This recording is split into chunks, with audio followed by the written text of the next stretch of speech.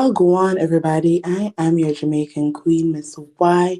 You are tuned into How I See It TV, and this is Why Caught Alive. And for the replay gang, and for everybody who's in the chat, I am so sorry that it took so long for me to begin speaking. I was still writing down my notes. My background was still a little bit too noisy, so I didn't want to start talking with all the noise that was in my background. So for the replay gang, I think I started at around 4 minutes and change. So for the replay gang, you can start the video there. All right, y'all. This is Why Caught Alive, and if you did not watch that Dustin Ross interview with Moses, then don't worry. I got you. I got you. I got the bullet points. Okay, I got the good parts. So you don't have to go through that entire interview to get to the good part. But before we get into the video, please remember that I am raising funds towards ending period poverty in Jamaica. It's a global health issue, but I'm doing my part for my country. So if you can always donate to my Cash App, #, how I see it. And every single penny that you donate to my Cash App, I'll be using to purchase feminine hygiene products that I will be shipping to Jamaica and donating in December to the Her Flow Foundation. You have a lot of time to be part of this worthy cause because I don't ship that box off until about ending of October, early November. And for as little as $1.25, you can do your part in combating period poverty in Jamaica. Thanks to everyone who has donated already, and thank you to everyone who intends on donating. All right. Before we start, please remember to like this video, share the link to my channel if you feel like my content needs some more crowd, subscribe if you have not done so yet, and follow me on Instagram, Twitter now called X, and on TikTok at How I See It. Now, let's get into the Moses interview. But before I do so, let's talk real quickly about last night's episode of Love and Marriage Huntsville. I did not watch, so that's my disclaimer. I did not watch the episode in its entirety. However, I did see the clips on OMFG's Realities site on Instagram. So for me, most of the episodes most of the scenes, not episode, most of Saturday's episode was cringe to me. I don't know if anybody else agrees, but yeah, most of the scenes were cringe. The only scene that really spoke to me or really seemed authentic was the scene with Melody and her core group of real friends, right? That scene was authentic. And that's not even me being biased. Of course, I like Melody. I'm a fan of Melodies. But her scene was authentic. I feel like it was an honest conversation about how sometimes after a divorce and going through some emotional trauma, some people just become a tiny bit afraid to date again, especially when the stakes are high. Melody has 4 children, she has businesses, she's a celebrity, so she has to be even more careful than a woman who got divorced and she has no children. She doesn't really have much to lose. I mean, even if you don't have much to lose, you still got to be careful out here. But I'm just saying the stakes are pretty high for Melody. So she's taking her time and she's not ready. I feel like That's okay. And that's the side of a divorce that many women, sometimes men too, they don't talk about, the side of being afraid to go put themselves out there and to date again for fear of maybe the same things happening to them again, not wanting their heart to be broken, not wanting the hearts of their children to be broken again. So I never been there, but I could understand what Melody was saying in the scene.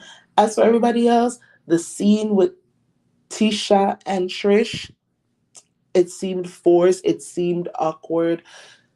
Trish might be a very, very nice lady, y'all. She might be a very, very nice lady. But she seems just so afraid to speak on camera. I don't know. For me, the scene was just cringe. The scene, well, the continuation of Destiny and Moses, that scene was also cringe. I, I don't know why Moses even agreed to that sit down. At this point, sir, you are married. Okay, you are married. What's done is done. There needs to be no sit down trying to explain why you are not a married man. Destiny wasn't the one. The end.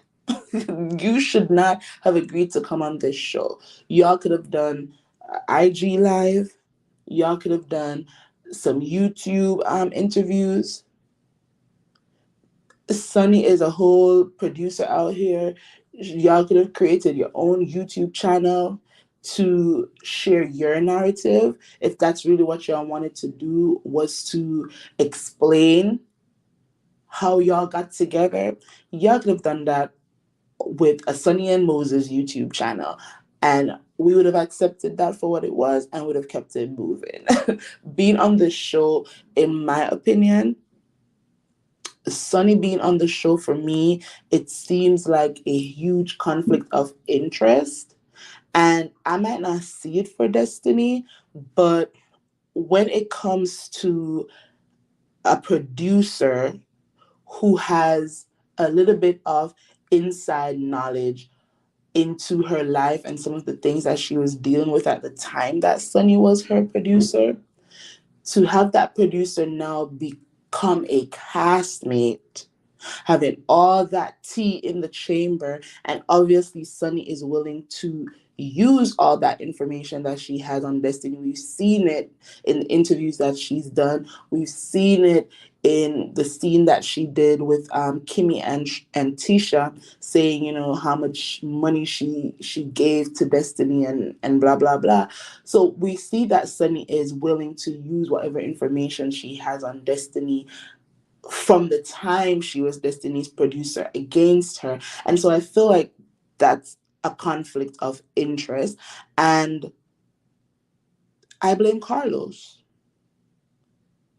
I don't know what the producer cast contracts are like, but I would like to believe that this is a conflict of interest.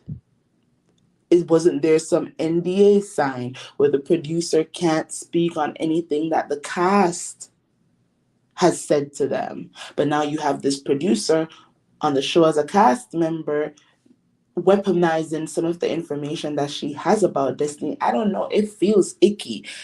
I don't have to see it for Destiny to say it feels icky, right?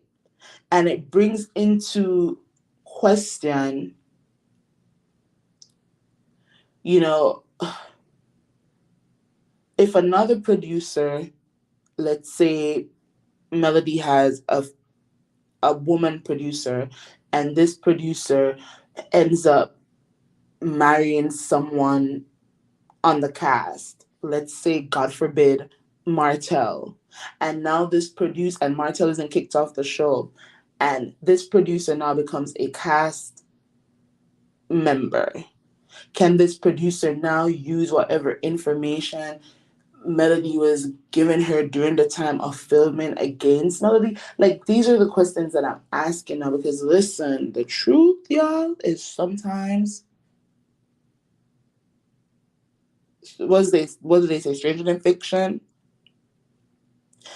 Mess happens. I don't think any of us saw the Sonny and Moses thing coming from a mile away.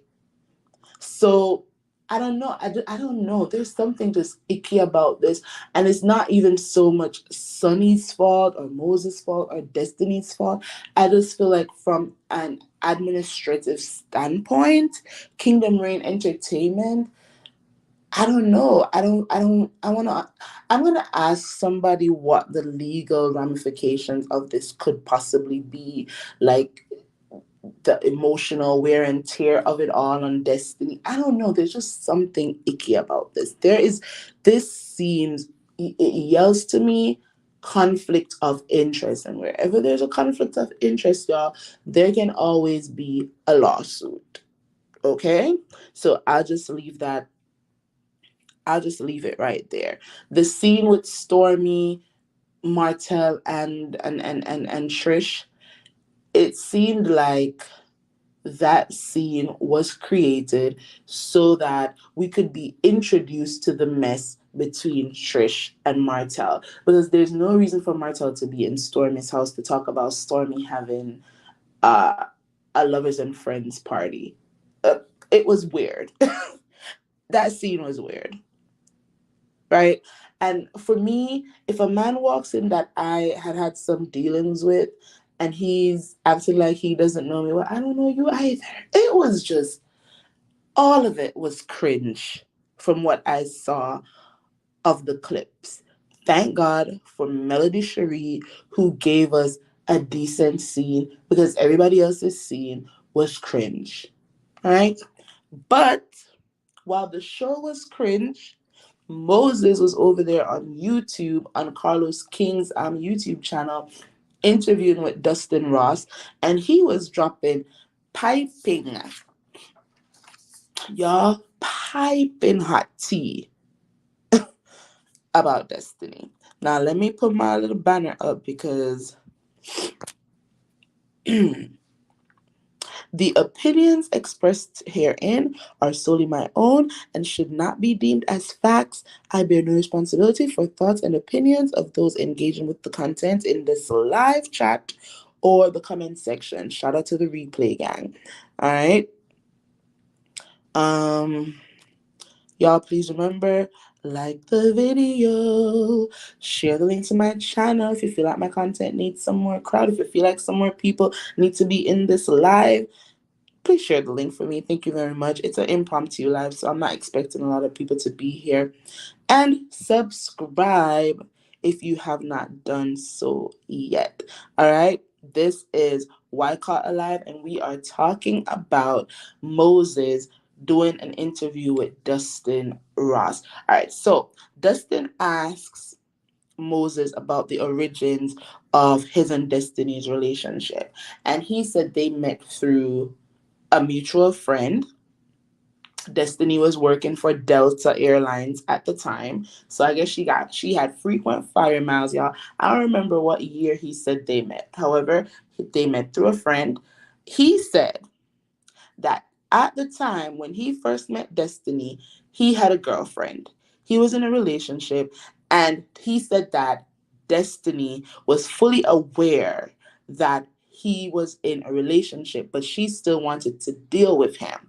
And after he said that, he said, well, I guess we can just say Destiny was always his side chick. I was like, this dude, he's about to drag this girl in this interview. And y'all, that's exactly what he did.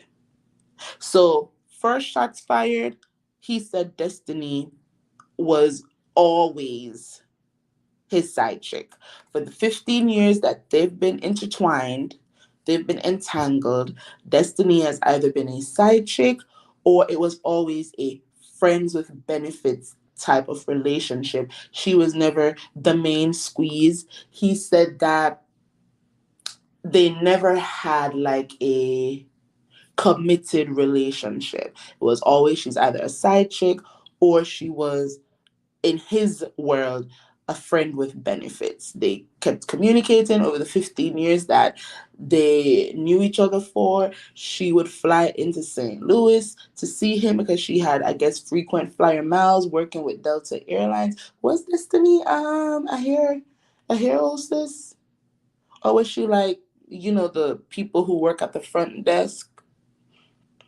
I don't know, but he said she used to work with Delta. She had frequent flyer miles. They would meet up in Atlanta.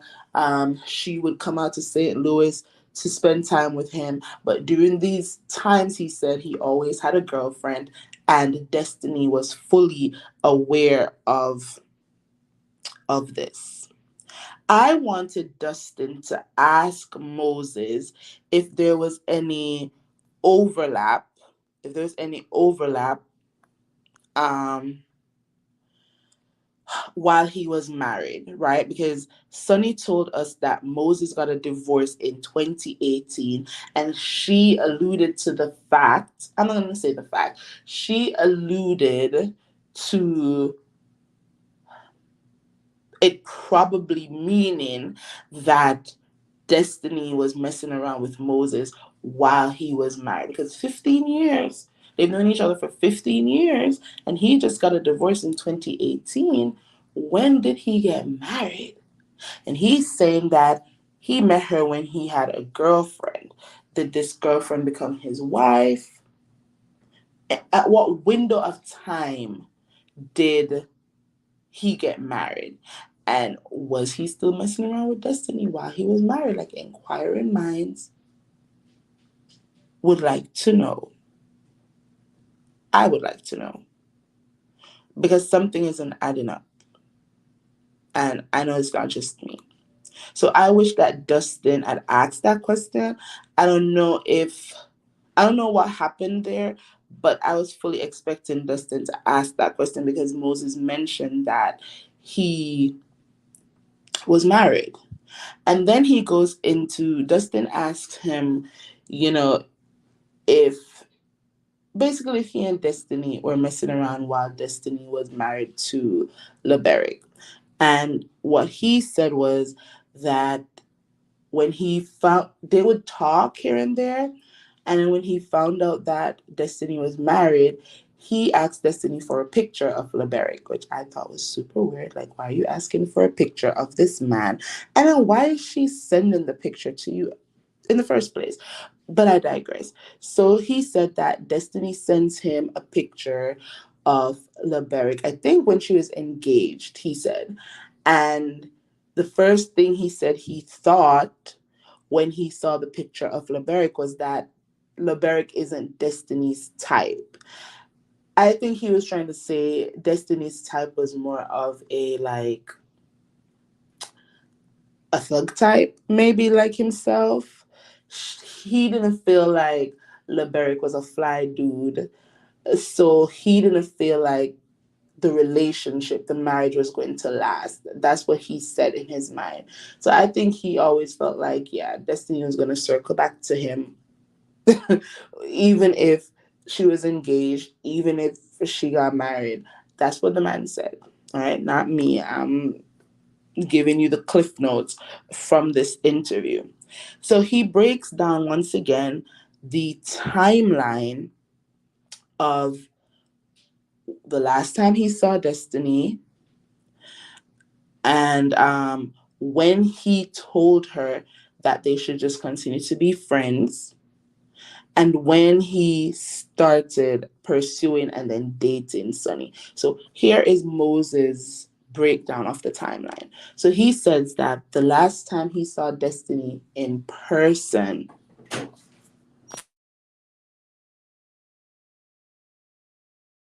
one second, y'all.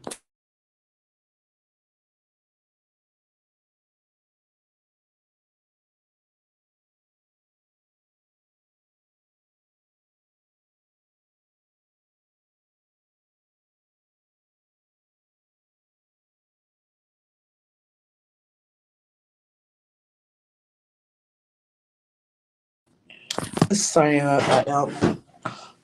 My husband came in asking for the car keys. All right. So where was I? Okay, so Moses said, and once again, for those who are just joining us, we are talking about the Moses interview with Dustin Ross. The interview dropped last night. I looked at it. I made some notes so that y'all don't even have to go over there to give Carlos King a view, right?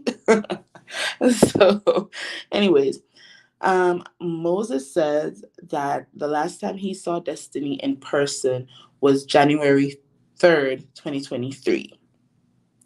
He said his birthday, he stuck to his story, y'all. He said his birthday was in April, and Destiny did not show up for him.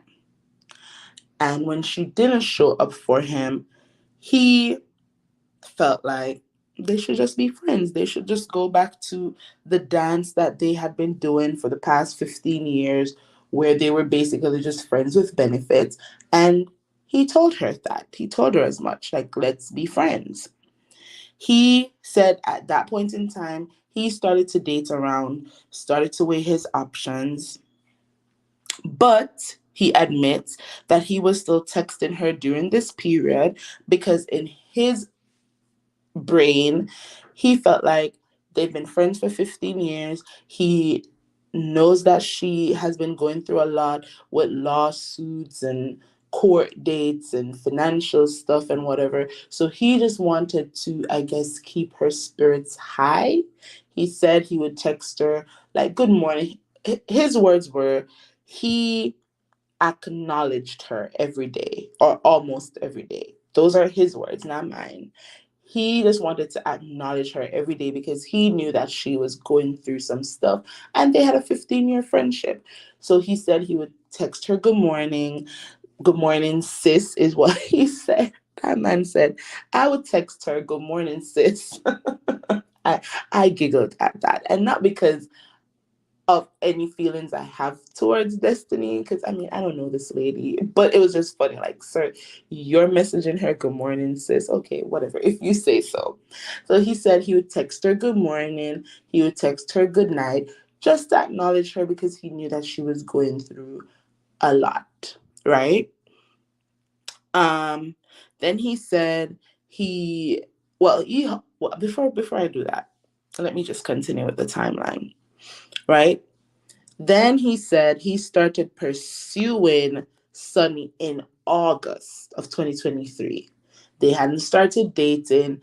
He just he met her once again at a family event, and after talking to her one on one, knowing that she was in real estate just like him, knowing that she was about her business, they just vibed. They just clicked. Well, Sunny didn't feel like they clicked, obviously, but he felt it.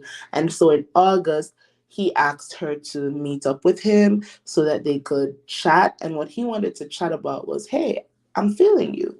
You know, I want to see what can happen between me and you. And he said that Sunny wasn't feeling it. He said Sunny was not feeling it. But then a few weeks later, she called him back and said, she talked to her core group of people. They didn't feel like her and Destiny were even friends. It was a work relationship. They were associates. So they didn't see what the issue was in her dating Moses. And they started to date. But the way he makes it sound is like he was still entertaining other people. He was still texting Destiny. One second, yeah, I gotta sneeze.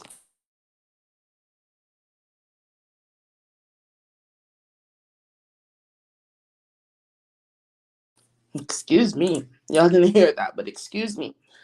So, as I was saying, even though he started to date Sunny in August, maybe towards the end of August, I think, he was still entertaining Destiny a little bit in terms of texting her good morning, texting her good night, acknowledging her out of respect for their 15-year friends with benefits relationship. But he said in October, he and Sunny, they made it official. They said officially, this is what I want. I want to be in a committed relationship with you. or with each other. And he said the minute they decided that they were going to be in a committed relationship, he cut Destiny off clean, clean, clean. And all the other women that he was entertaining, he said there was some other people he was entertaining as well, because this is what adults do. I don't see anything wrong with him saying that while he was dating Sunny, he was also entertaining other people because he was dating. Who knows? Maybe Sunny was entertaining other men as well, right? You're supposed to date around. You don't date one person and say, okay, this is it. You're supposed to date multiple people, different personalities, different backgrounds, all of that, and then decide on the one you feel like you should continue in a committed relationship with. And this is what I guess these two adults did. The only thing is he was kind of in my opinion, still in a little bit of a situationship with Destiny. Like, even though he's trying to explain that he was done in April, I don't know, but for most of us as women, if you are in an entanglement with a man and he's still texting you good morning and good night, acknowledging you, checking up on you while you're going through stuff, and y'all have this emotional entanglement still going on, even if he's done in April, because he's still texting you and whatnot, you're going to feel like there is still something kind of going on. But he's saying they haven't seen each other since January 3rd. He already told Destiny, let's be friends. And him just texting her, checking up on her, texting her good morning and good night, for him, it didn't mean that they were still in a relationship. It just meant that he was continuing on as her friend. So in October, he completely cut her off and was in a fully committed relationship with Sunny. And from what they told us on the Queen Sheba live some weeks ago, they got married in November. So that was pretty fast. They were dating around in August. In October, they decided, let's be in a committed relationship. And in November, these people were married. Maybe it's a whirlwind romance. Maybe it will last. Maybe it will not.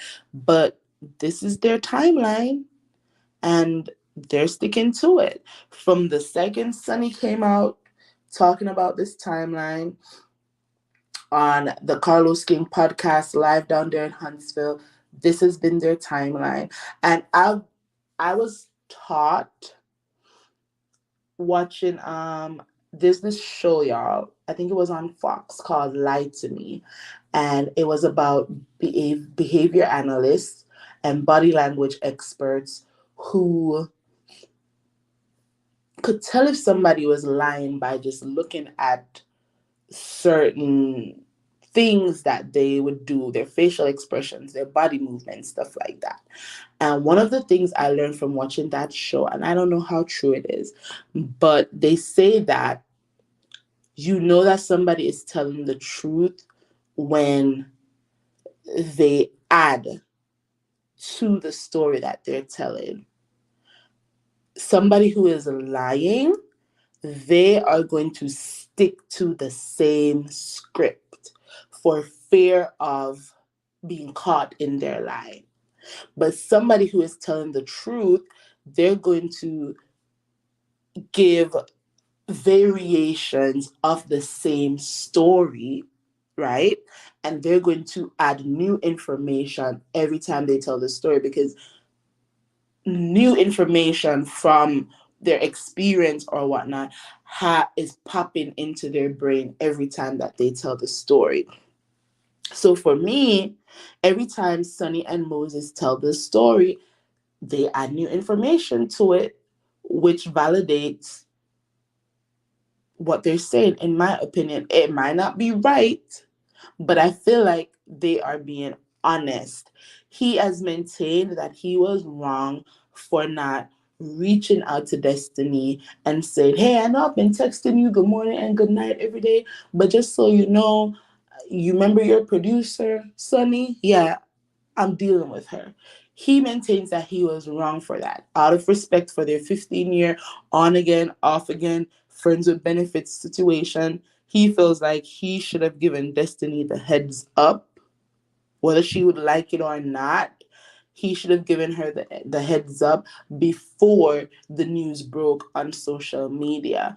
And he said that a part of why he didn't tell her was because he wasn't sure that there was going to be anything between him and Sonny, really and truly. That's what he says. He didn't know if there was something to tell. But to that, I say, even if you don't know if there's something to tell or not, you should still have said, hey, I'm dating Sunny now. Now, I don't know how serious the relationship is going to get, but I just wanted you to know that we're seeing each other. So that was a cop out, and I didn't agree with that.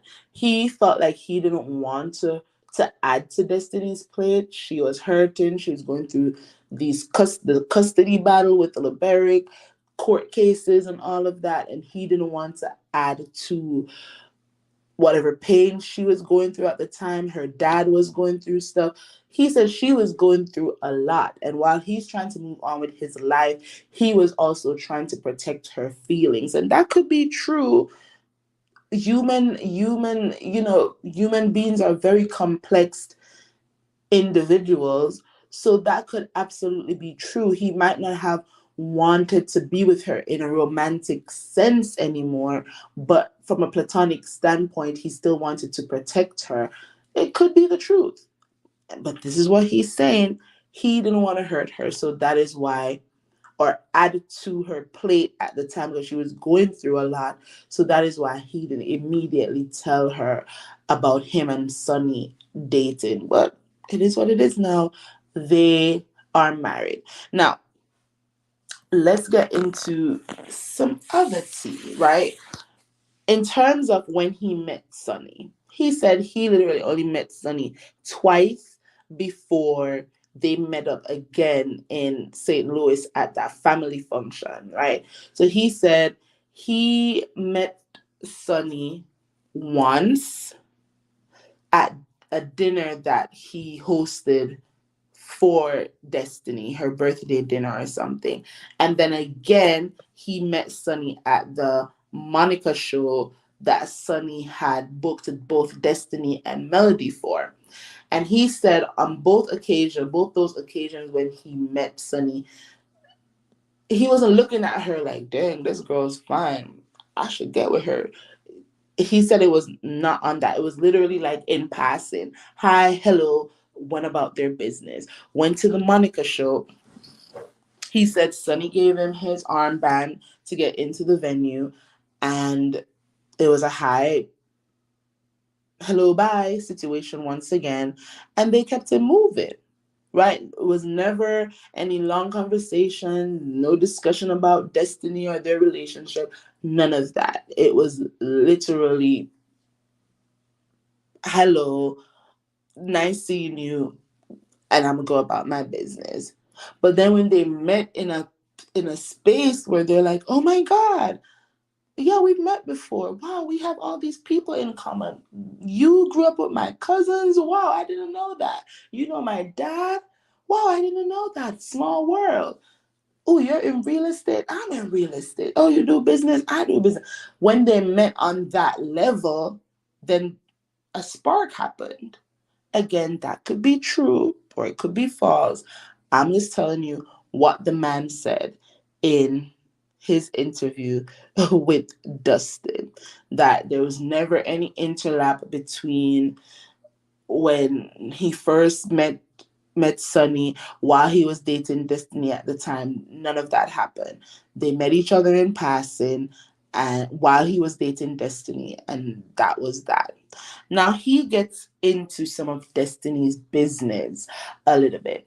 So he said Destiny trying to make it seem like he didn't do anything for her. He didn't feel good about that because all he did was have Destiny's best interest at heart. And he said that Destiny was focused on being famous while being broke, y'all. That's what that man said. He said Destiny was out here chasing fame, not trying to spend any time with him, and she was broke. He said Destiny would be out here going to all these red carpet events, not having any money, calling him up, asking him for money, because people would say to her, this is what he said. He claims that Destiny would get invited to all these celebrity events, and the people would say, just come, I'll get your makeup done. But she don't got money for clothes, allegedly. She don't got money for hair. She don't got money for hotels. She don't got money for her flights. But she's going to these events. And he was kind of looking at that like, that doesn't make any sense. Why don't you focus on putting money in your pocket? Like, you're going to these events. It's not a hosting gig where somebody's putting money in your pocket. It's not an event where you're performing and money's being put in your pocket. It's not an event where your Madani brand is being promoted. And you're doing all of this while being broke and not spending any time with me, the person who is helping to give you a few dollars here and there so that you can go and participate in these red carpet events and project like you really got stuff going on when you really don't.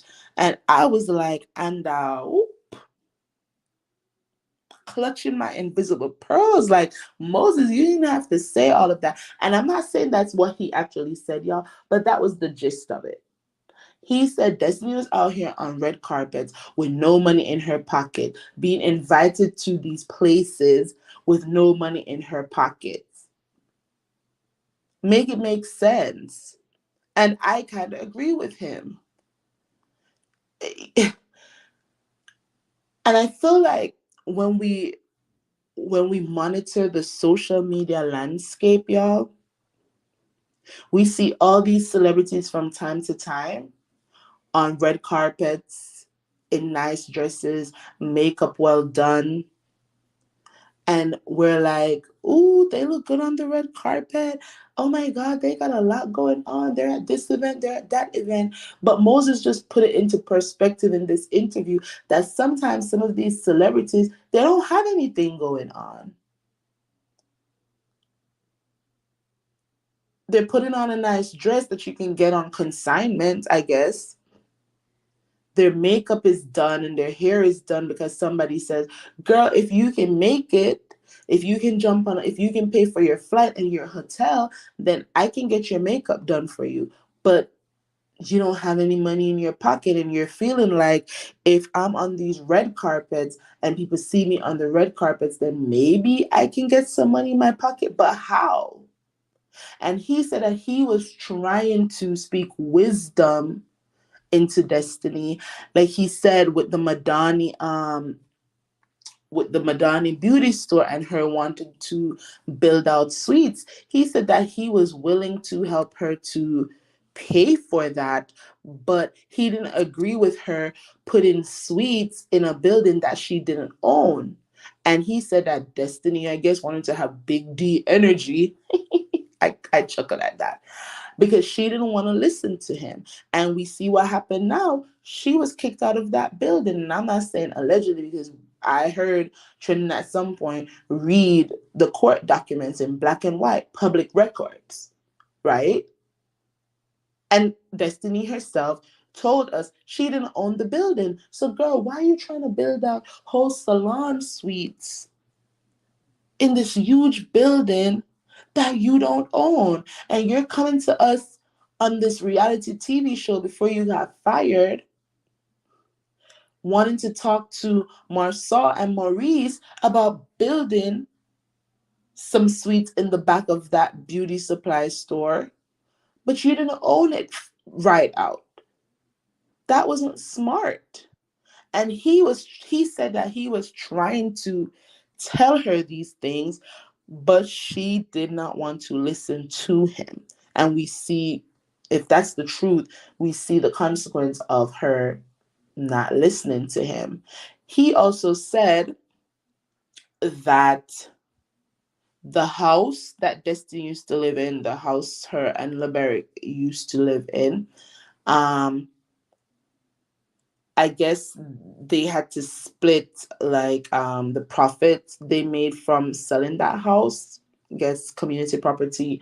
When you're married, sometimes in certain states, depending on when the home was purchased, once a divorce happened and that house is being sold, the husband gets half of the money and the ex-wife gets half of the money. So I guess that's what happened with the whole Leberick Destiny selling that house situation. And he said that he was trying to,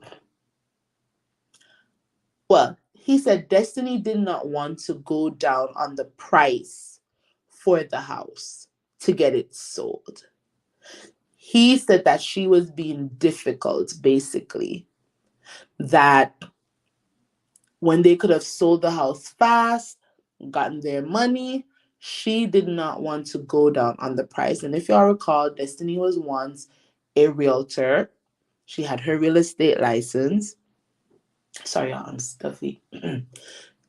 And he said that Destiny didn't want to go down on the price of the home to get it sold quickly. And he was telling her, 'cause he's also in real estate, he was telling her, like, go down on the price a little bit so that you can get your money, so that you can finance some of these things that you have going on out here. And she would not listen to him. So he's like a combination of all these things, of her being broke out here, trying to chase fame, not spending any time with him, not listening to any of the sound business advice that he was giving her. All of that put together is why in April he finally said, like, look, you're out here, you're doing your thing, you're chasing fame while I'm trying to chase a bag. You're chasing fame, I'm chasing the finances. We are not on the same page. We're not in alignment. So we should just go back to being friends, friends with benefits. And that's what he did. He also said, and I feel like this was unnecessary, but he said that Destiny wasn't wife material. I was like, no, why you had to go say that? And in the next breath, he's like, and it's not me trying to bash her, but that was a little bit you bashing her a little bit right there. I mean, you kind of were bashing her throughout the whole interview, sir, but I digress. So he said Destiny wasn't wife material. He said he knew from the start that Destiny wasn't the one. So then why were you wasting her time? Why are you having this sit down on last night's episode, trying to clear the air, trying to give her closure? Like, you were wasting her time as much as she was also wasting your time, because it seems to me from what Destiny said on last night's episode, she was looking for a financer. She was looking for a fiance. She was looking for a husband. She was looking for a man who could give and give and give and give and give financially. And when Moses wasn't trying to do that at some point in time anymore, she started to act differently. That's what it gave to me. That's what that scene gave to me. Right? So he said that she wasn't wife material. And from the beginning, he knew that she wasn't the one. And when he met his wife, Sunny, immediately he knew that Sunny was the one that he wanted to marry. Said immediately, when he realized that Sunny matched his fly, she was just as ambitious as he is. She was just as business oriented as he was. They're in the same space as it relates to real estate. They want the same things. From a family, perspective, they wanted a family. Neither of them had children. They wanted to create generational wealth. Neither of them were trying to chase fame. They were trying to chase finances and more business and more properties and all of this. He said when he realized that Sunny was definitely in his weight class, because Destiny thought she read with that. She said, I guess you found somebody in your weight class. And did, it seems. He found somebody who was focused on her business, and he liked that. He was attracted to that. And immediately he said, "This is wifey right here. This is going to be my wife." And guess what? A month after they made it official that, yeah, we're going to be in a committed relationship, he said, "Let's go down to the courthouse and get married." He said there was no engagement, no um no engagement party, no bridal shower, none of that. He just said, "Marry me." And they went down to the courthouse and they got it done. He claims that they're going to do a big wedding um, this year, so I guess we can look out for that. But he said Destiny was never going to be wife. Destiny was always given side chick, is what the man said. Destiny was always given friends with benefits, is what the man said. Not me. I'm just recapping this interview that he did with Dustin. So, for those who are just joining, this is Why Caught Alive. I am giving the breakdown of the Moses interview that he did with Dustin after last night's episode. He spilled some tea regarding his relationship with Destiny. When they met, he had a girlfriend. Destiny knew that he had a girlfriend, but she still wanted a relationship with him, so she was his side chick. This man was married for several years. He's known Destiny for 15 years, and he just got a divorce in 2018. My question is, was there some overlap with his marriage and Destiny? Was Destiny a side character while this man was married? Dustin Ross didn't ask that question, but I wish that was one of the questions that Dustin asked. Moses gave a breakdown of the timeline for when he and Destiny broke up and when he and Sunny started to date. January 3rd was the last time he saw Destiny in person. April, when she didn't show up any at all for his birthday, he told her, "Let's be friends." He began dating. He was outside, he said. Okay. He was outside living his best life. And then he met Sunny. They had people in common. He was at Sunny's family gathering. Before that, he had only met Sunny twice, and it was in passing. He started to pursue Sunny in August of 2023. He was still texting Destiny. He said he admitted to that, but he said it was on some platonic type stuff. It was more so she was going through stuff. Her dad was sick. She was going through all these court battles and whatnot with LeBeric. So he wanted to acknowledge her every day with a good morning and a good night text. For me, he wanted to keep that little window open just in case all the outside shenanigans that he was doing didn't work out. He had Destiny in his back pocket as always. Because that's what it's given. It seems Destiny was that girl who was always to the side in his life while he pursued other women, while he had a girlfriend, while he was married. He maintained a level of connection with Destiny so that whenever he was single, free and disengaged, Destiny would be right there for him to play around with.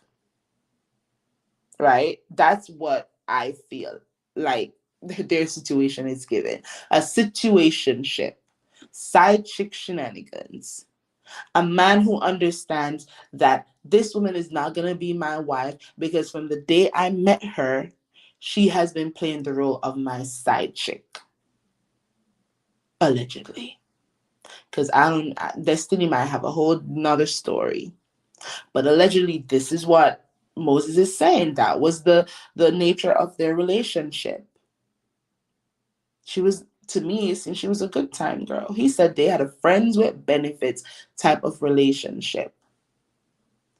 And when he didn't want the benefits anymore, but he still wanted to be a friend to her while she was going through stuff, that is why he was texting her. That is why he was giving her money. But he wasn't in that romantic space anymore because in April, when he told her, "Let's be friends," he meant that. And so what he was doing was showing up as her friend. And then when he and Sunny decided in October that they were going to be in an official committed relationship, He's cut everybody else he was dating off, and he also cut all communications with Destiny. Now, Destiny girl, if you have tea and you have receipts that in October, November, even December, he didn't really cut you off, then you need to drop those receipts. In the same way you drop those text messages between you and Melody that didn't really prove anything, I'm going to need you to drop the text messages between you and Moses to prove to us that in October, at some point, the end of October, early November, he was still messaging you. Because his story is he cut all communications with you in October because now he was in a committed relationship with his now wife, Sunny. And then in November, he and Sunny got married. The date they gave us was November 29th.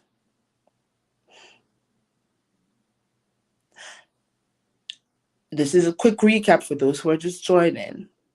Then he went on to say that Destiny was chasing fame while having no money in her pocket. She was going to red carpet events with no money in her pocket, and he was the one having to send her money. And she's showing up on red carpets looking beautiful, makeup done, nice dress. But the people who are inviting her to these red carpet events, they aren't putting money in her pocket, and Destiny wasn't focused on her business, is what he said. He said he tried to give her advice about Madani, not building out in Madani because she didn't own that building. He said Destiny didn't want to listen, and that's one of the things that was turning him off in terms of Destiny, was that she wouldn't listen to the sound advice that he felt like he was giving her about business and getting her money up. He said he didn't care about fame. He cared about wanting to build with somebody who had an entrepreneurial spirit, and he didn't feel like Destiny had an entrepreneurial spirit. He felt like Destiny just wanted to be famous. And that's good, but be famous with a vision, child. Be famous with a plan. Follow Melody's blueprint or something. I don't know. Don't just be going to red carpet events all willy-nilly when it's not putting any money in your pocket. I can agree with that if that's the case. Right? We saw her down there at Yandy's event right after she was arrested and so traumatized because a whole SWAT team came to get her. The next day, she was in Atlanta at Yandy's and Portia's event. And I think that just goes to what he's saying, that Destiny likes to appear that she has a lot going on and there's a lot of things happening for her when really that's not the case. And she has a lot of other things that she should be focused on, but she's focused more so on fame. And for me, that's also clear, in my opinion. Let me put my banner up, child, because the opinions expressed herein are solely my own and should not be deemed as facts. I bear no responsibility for thoughts and opinions of those engaging with this content in the live chat or comments. Okay? That is my disclaimer. Please remember to like this video, y'all. Like it, share the link to my channel, subscribe if you haven't done so yet. All right. He goes on to talk about Destiny and Liberic selling the house that they lived in and how Destiny didn't want to go down on price. Oh, I was talking about Madani and her building, him advising her to not build any suites in Madani's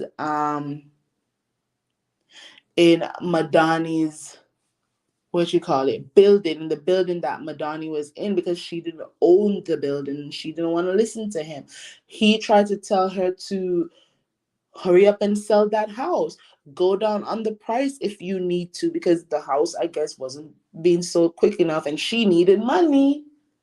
But she did not want to go down on the price. And he advised her, like, go down on the price so that you can get this money in your hand to do all these things that you said you want to do. Again, she didn't listen to him. He didn't like that. He didn't like being in a relationship, I guess, with a woman who was not going to listen to him, especially when he felt like he was giving her sound advice. And so all of that added to why in April he said, girl, let's be friends. Because he said, I gave her the opportunity. This is what this man said. And I hate when men speak like this. I don't care who sees it for Destiny, who doesn't see it for Destiny. Destiny is not my favorite person. I'm not a fan of Destiny. But I'm not going to, just sit and listen to a man say this and not call it out. Okay? He said, I gave her the opportunity to be my main girl. I gave her the opportunity to be in a committed relationship with me, and she was busy chasing fame. I'm like, boy, sit down and stop. Opportunity? Is this a business arrangement? Like, what are we saying? She might have been not focused on making money in the way that she should have been after being kicked off the show,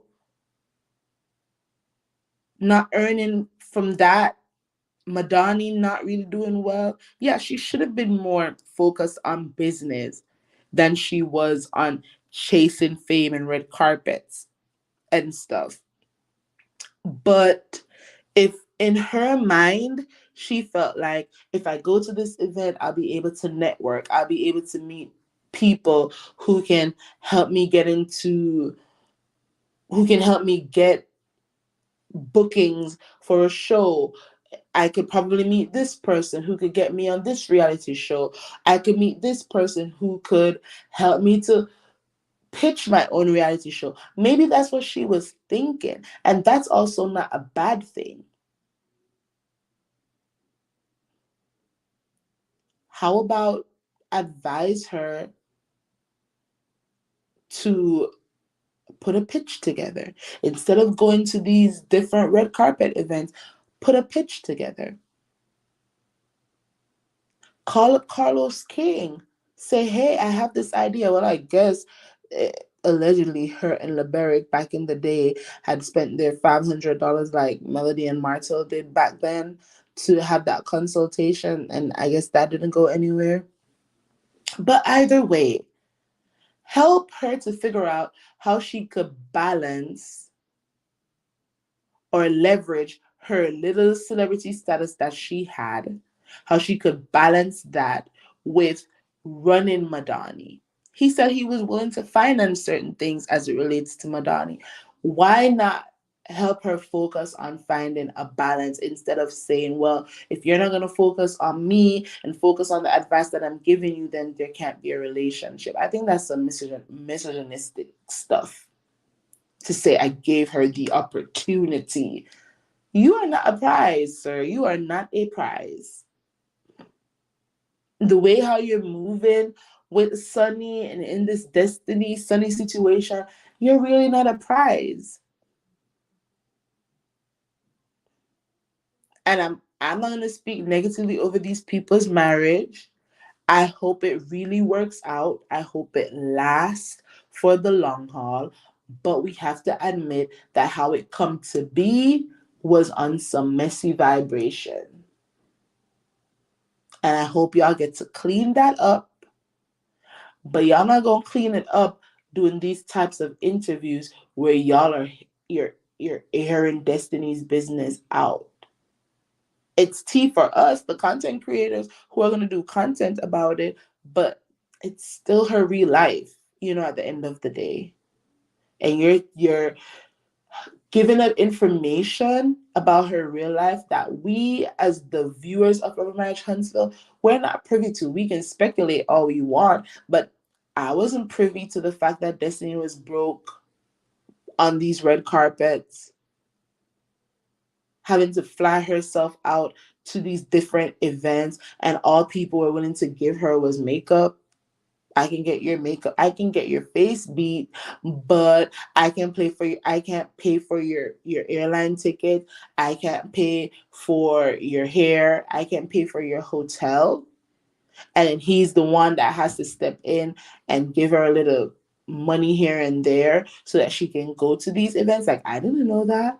I don't know if it's true, but this is what he's sharing. I didn't know that the reason that house wasn't being sold was because she was holding up the process by not wanting to go down on the price. I didn't know that Destiny was in her feelings because Sunny also booked Melody for the Monica event.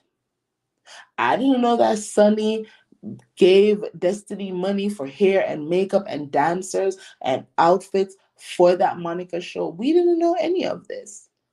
But they're airing it out, and it seems icky because, oh my God, these are two people that have so much insider information on Destiny, and one of them was her producer. It's all icky. You don't have to like Destiny to say it's kind of messy out here. But I'm going to use this messiness for some YouTube content.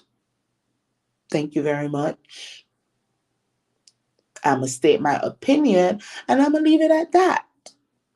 And so I feel like that's a nice segue to say, and that's how I see it, y'all. Please remember to drop down in the comment section below, Replay Gang, and tell me how you see things too. Did you watch the Dustin Ross interview? What are your thoughts? If you didn't watch it, what are your thoughts on my breakdown? Do you feel like Moses is lying? Do you feel like it's fair that he's coming out and saying all these things? And he's saying that the reason why he's speaking up is because he needs to defend his wife, defend her character, defend her career, because, Destiny wants to say Sunny's unprofessional. When, in Sunny's opinion, she was always professional with Destiny. And in Moses' opinion, Sunny was always a professional as well. Do you feel like Carlos King is crossing a line having a former producer as a castmate? Do you feel like it's a conflict of interest? Or maybe you're one of those people who feels like this is what Destiny deserves.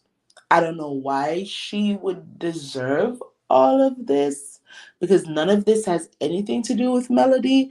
This is all Sunny, Moses, and Destiny. I I feel like the Sunny and Melody situation, that's dead. Melody's over that. Melody's been over that. She doesn't want Destiny in her space, and rightfully so. Destiny's never going to be a part of Melody's core friend group, her core circle. That ship has sailed. But I don't feel like Melody is out here wishing the worst for Destiny. I'm sure she said, God bless you on your journey, and she meant that. Not being at Melody's table doesn't mean she don't want Destiny to eat. She just can't eat at Melody's table anymore. And Destiny wasn't just eating at Melody's table, she was eating off Melody's plate. So Melody scooted her on out the door, but that doesn't mean she doesn't wish the girl well. Right? So what do y'all think? Drop down in the comment section below and let me know how you see things too. Good morning, Indigo girl. How are you? Happy Sunday. I'm about to hop off this live. Please catch the replay if you are just tuning in. Replay gang, thank you for tuning in. Let me know how you see things in the comment section. Like this video, share the link to my channel if you feel that my content needs some more crowd. Subscribe if you haven't done so yet. Follow me at How I See It on Instagram, Twitter now called X, and on TikTok. And remember, y'all, we are raising funds to end period poverty in Jamaica.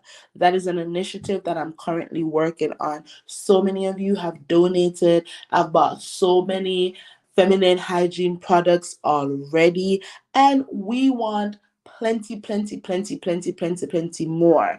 I am not shipping off this box. I keep saying my family and I were going to Jamaica in December, and when I get there, I want to be able to donate all these feminine hygiene products to the Her Flow Foundation in Jamaica to help with their fight, their everyday fight to combat period poverty in Jamaica. We're buying pads, we're buying wash rags, we're buying deodorants, we are buying bath soaps, but most importantly, pads. Okay, that's what we're buying. Today, I might go to the Dollar Tree again. I'm gonna go in like one of the nice areas in South Florida. Where I work is a nice area, but I feel like I've bought up majority of the organic cotton, pesticide free, fragrance free pads that they have in those Dollar Tree. Because if you go into a Dollar Tree in certain areas, like I don't know how many of you are familiar with Florida, but there are areas like Parkland and Southwest Ranches and Weston and Sunny Isles and those areas that have upper middle class or upper lower class people, like people that got a little bit of money, people who got a little bit of coins. And when you go into those areas, their stores are different, right? I live in a nice area, but the Dollar Tree that's closest to me, unfortunately, is in like the hood or very close to the hood. So they don't have the things in that Dollar Tree that the Dollar Tree near my job has. Like my Dollar Tree near my job is super, super nice. Okay. The products that they have in there are super nice. Smaller portions. And I tell people this all the time. Dollar Tree just has the same products that you would find in a Publix if you're from the South or a Walmart, but they have them in like smaller portions. So I've bought, like on my lunch break, if I forgot to like pack a pad in my purse, don't tell anybody. I would go on my lunch break because I already have like huge packs of pads at my house. So I don't want to, on one of those days, to go into Publix and buy another big pack of pads. So I'll go to Dollar Tree and they have like Always, because that's the brand I use. They have these Always packs of pads that have like 4 or 5 in them, right? So smaller quantities. So Dollar Tree is where I'm going to get all these feminine hygiene products because they have quality organic pads in Dollar Tree, right? And the Dollar Tree in certain areas in Florida are just nicer than others. So today I'm going to try to see if my husband can take me maybe up to, I don't know, maybe, I don't know where I want to go. Maybe towards Parkland. I don't know. But in one of those nicer neighborhoods to see what their Dollar Tree has to offer. And I'll be picking up um more feminine hygiene products. I've done it last week. I got about $70 in donation at the end, at the end of last week, and I wasn't able to buy anything yet with that donation. So today I'm going to use that $70 from 41 Fit. Deborah and Nisa together, they donated $70 altogether. And so I'm going to use that $70 to go and buy some more feminine hygiene products. So please, y'all, donate for as little as $1.25. Literally, I'm going to Dollar Tree. $1.25. And you would have done your part in the fight against period poverty in Jamaica.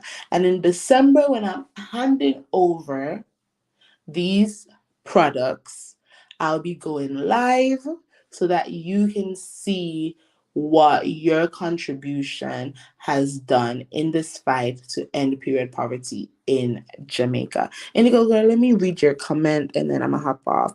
My question is, why did Destiny what? Why did Destiny? Girl, why you made me say that? My question is, why did Dusty feel it was okay to return to this platform to play out this foolishness? She should just go heal. I feel like she needed the money. And that's my opinion, honestly.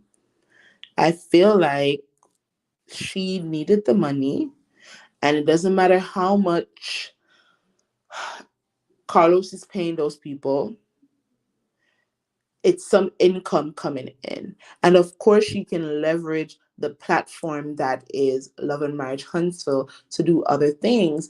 People, even if they don't like her, they are somewhat intrigued by her story. People want to know exactly what happened between her and LeBeric. Like, that question is still out there to this day. And Destiny is smart. She said she was in finance. I don't know what she did for Delta Airlines, but I feel like she's smart, you know? Is she using that smarts in the best way possible? Not really. She should have refused this storyline. She should have said, I'll come on this show and talk about anything but those two people being married. I don't care. That's what she should have done. Melody has given every single woman on that platform the blueprint of how to utilize reality TV and leverage it to start businesses and to create a fan base and support and a support system that's going to purchase your products, is going to show up to your events, right? And they're not using it. And the blueprint that Melody gave was tell your story. I heard Winter Harris say it yesterday. Tell your own tea. Don't let anybody else do it for you. And if you're going to tell your tea, be as authentic as possible. There's so many women who could probably relate to Destiny and her story, but because she hasn't come off as authentic as Melody has, it's hard to relate to her. It's hard for people to say, Destiny, I'm on your side because of how she comes across. And even on her own YouTube platform, she's barely coming across as being completely honest.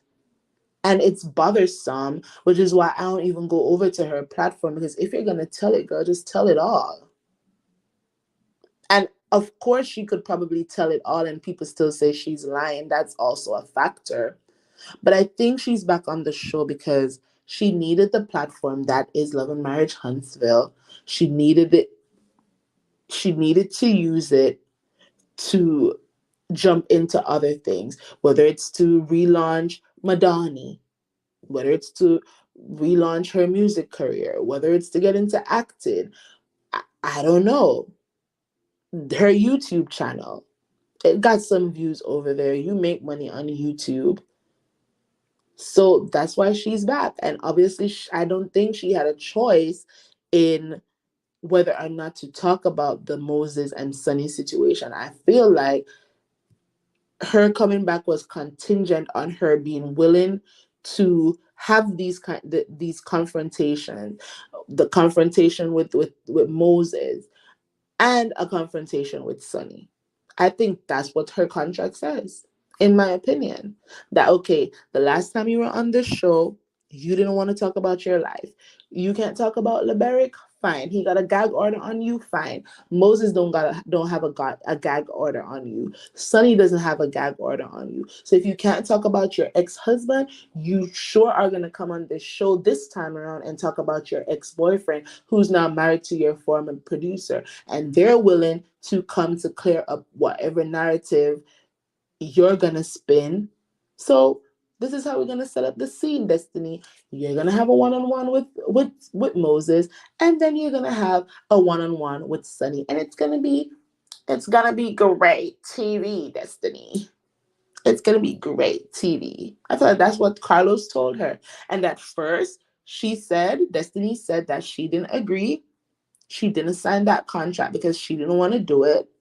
But I guess when it came down to it, she needed the money, in my opinion. She said okay. And so this is where we are. That's my opinion, Indigo Girl. But yeah, she definitely needs to go heal a little bit. She says she's using her YouTube platform to do that. She's been in therapy, blah blah blah. So maybe this is also part of her healing journey. Coming back to the show that is so triggering for her is also part of her healing journey. All right, y'all. I'm about to leave y'all. Like this video, share the link to my channel if you feel like my content needs some crowd, and subscribe. Until next time, as I always say, walk good. Bye.